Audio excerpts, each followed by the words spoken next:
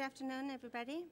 It is truly an honor for me to introduce our next plenary speaker, Professor François Recanati, who is world-renowned for his work on the philosophy of language and mind.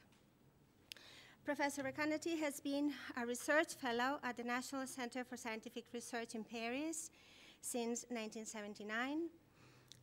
He has also taught in several major universities around the world, including Berkeley and Harvard. In addition to his job at the National Center for Scientific Research, he is Director of Studies at the School of Advanced Studies in Social Sciences, also in Paris. He is an Archer Professorial Fellow at the University of St. Andrews, and he also directs the Institut Jean Nicot, also in Paris. He was recently awarded a major grant by the European Research Council, recently in 2009. His numerous publications in the philosophy of language and mind span 3 decades. Among them, let me just mention a few. Direct reference from language to thought, oratio obliqua, oratio recta, literal meaning, perspectival thought, philosophy de langue, and truth conditional pragmatics. I leave Professor Recanati to you. We really look forward to what I'm sure will be a very thought-provoking talk. Thank you very much.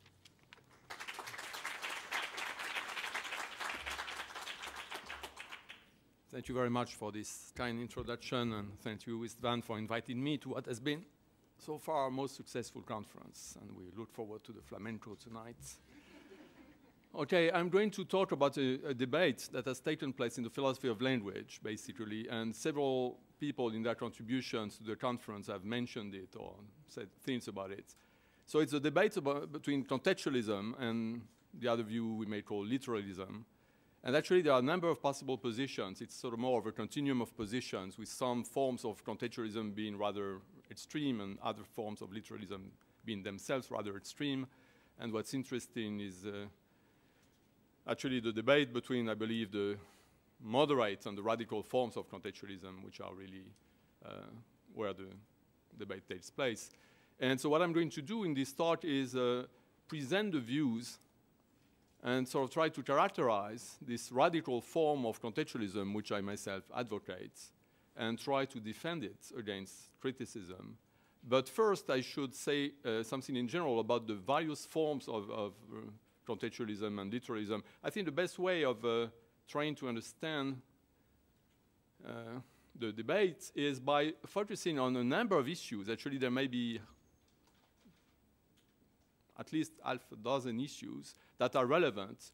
And I'll talk about 4 of them. And depending on one's take on those issues, one will count as either a contextualist or a literalist. The sort of radical contextualist position I'm going to characterize actually answers yes to all the questions on that list. So the 4 issues I'm going to talk about.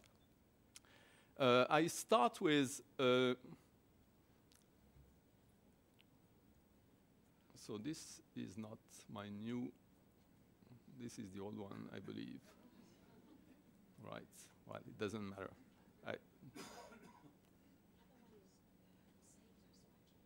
So maybe we can shift, it's still time. So the first issue, the one I start with, is basically the modularity, actually the modularity issue for a reason that will become apparent very soon. The question is pragmatic competence involved in the determination of truth conditional content? I'd read 2, number 2. Yeah, that was it?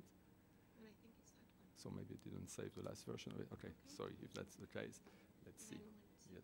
Just to put it the biggest screen. Mm-hmm. Yes. Okay, pragmatic competence. In order to introduce this notion of pragmatic competence, I need the contrasting notion of semantic competence. So what I mean by semantics, basically, is an abstract system of rules which compositionally determines the interpretation of well-formed expressions of the language. So the language, you've got the language that enables you to generate a definite number of expressions. With simple expressions, you can construct complex expressions. And the semantics basically gives you the meaning for any expression of the language. So the meanings are directly assigned to simple expressions. And there are rules that tell you what the meaning of a complex expression should be given the meanings of its constituents, something like this.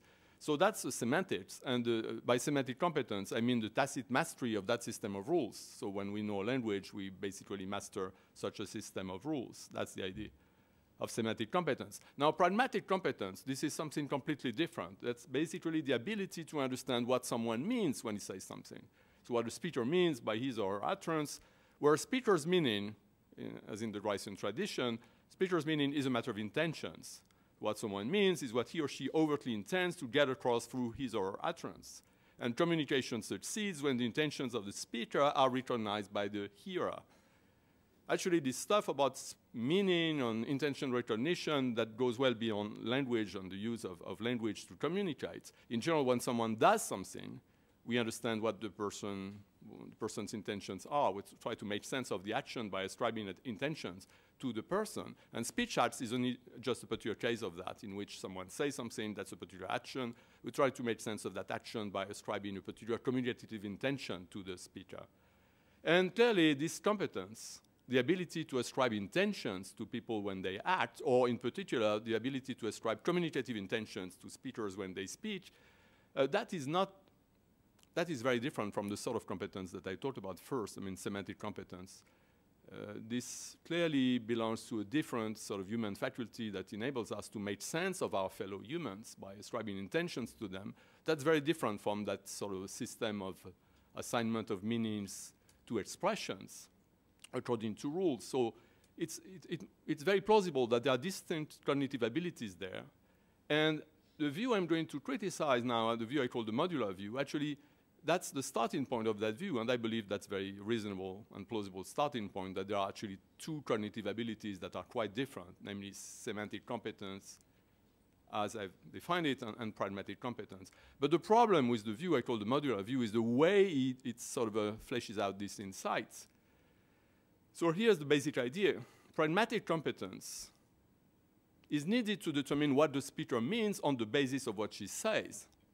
That's for sure. But what the speaker says is autonomously determined by the semantics with respect to context, without any need to appeal to pragmatic competence. So basically, speaker's intentions play no role when it comes to determining what the speaker literally says. Speaker's meaning, speaker's intentions come into the picture only when we go from what is said to what the speaker actually means by saying that. And that may be quite different from what he or she says.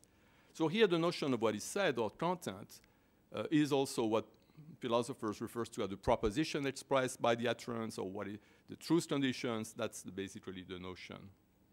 Now, on this view, semantics and pragmatics are insulated from each other. Semantics does its job, it delivers what is said, and hand that over to pragmatics. So the output of semantics is the input to, so the output of semantics is the input to pragmatics. But semantics and pragmatics do not mix.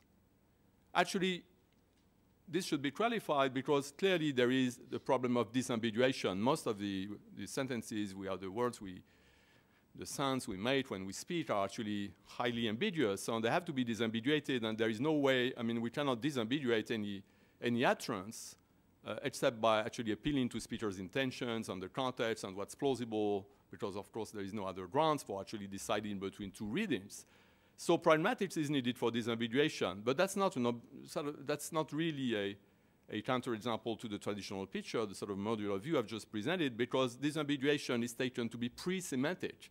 Disambiguation works before semantics can actually deliver the proposition expressed. Semantics needs as input a disambiguated sentence, something like that. And so pragmatics plays a role at the pre-semantic level, but then semantics takes over, it delivers what is said, hands that over to pragmatics, and pragmatics does its job of determining what the speaker means on the basis of what she says. So, to sum up, pragmatics comes into the picture at the pre-semantic and the post-semantic level, but it doesn't intervene within the semantics. So the semantics is a sort of black box and no pragmatics in there. That's the idea. And that's what I think should be criticized. Things don't work that way. The reason why things don't work that way is that it's well known that the proposition expressed by an utterance, the content or what is said by that utterance, depends upon the context when there is a context-sensitive expressions. Everybody accepts that, including the people who hold this modular view. But they think, or they used to think, because actually that's a view that no one holds nowadays, or not many people hold nowadays, the idea was that the rules of the language themselves determine what the actual semantic value of a context-sensitive expression is in context. So we need the context to fix the content, but the rules of the language do whatever is needed is done by the rules of the language. So take the word I. The word I is context-sensitive. It refers to the speaker, and that depends upon the context.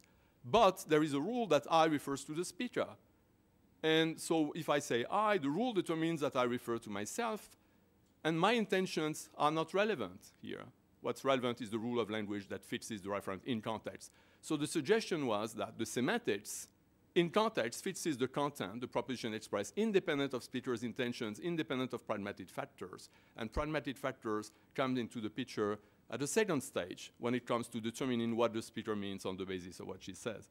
And now the reason why that doesn't work, and the reason why we should reject this modular view, I mean this particular picture I've presented under that name, is that the word I don't want to talk about the word I here, actually it's interesting, but in general, that's not how things work when with context-sensitive expressions. There are many context-sensitive expressions such that their referent, the semantic value, what their contribution to content depends upon the context, but the aspect of context it depends on is nothing but the speaker's referential intention. So take not the first-person pronoun, but the third-person pronoun. If I say she's from Granada, who do I refer to by she?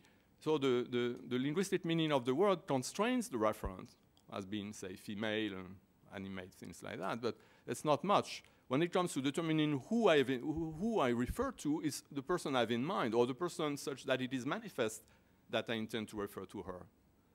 Something like that. But the notion of speaker's intentions and pragmatic factors will come into the picture to fix the reference of many context-sensitive expressions. So it's not possible to say that the content or proposition expressed by an utterance is determined independent of pragmatic factors. Even within the semantics, insofar as the semantics delivers the truth conditional content, or what is said, even within the semantics, there is some role for pragmatics to play.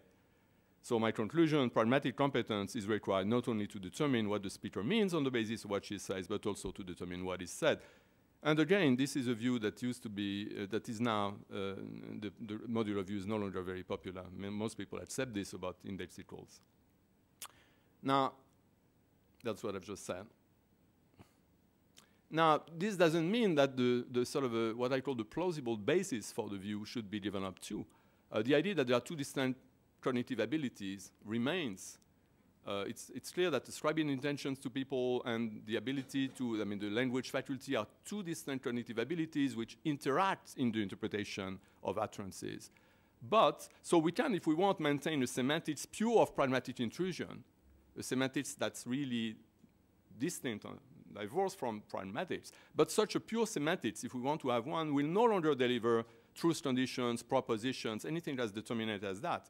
It will deliver something much less determinate, like linguistic meanings or conditional truth conditions or characters. There are all sorts of frameworks in which we have thin objects, not really contents, not the sort of thing that we communicate when we talk, things much less determinate than that. So if we want a semantics pure of pragmatic intrusion, we can have it, but it will no longer deliver what is said. It will deliver something which is much less than what is said.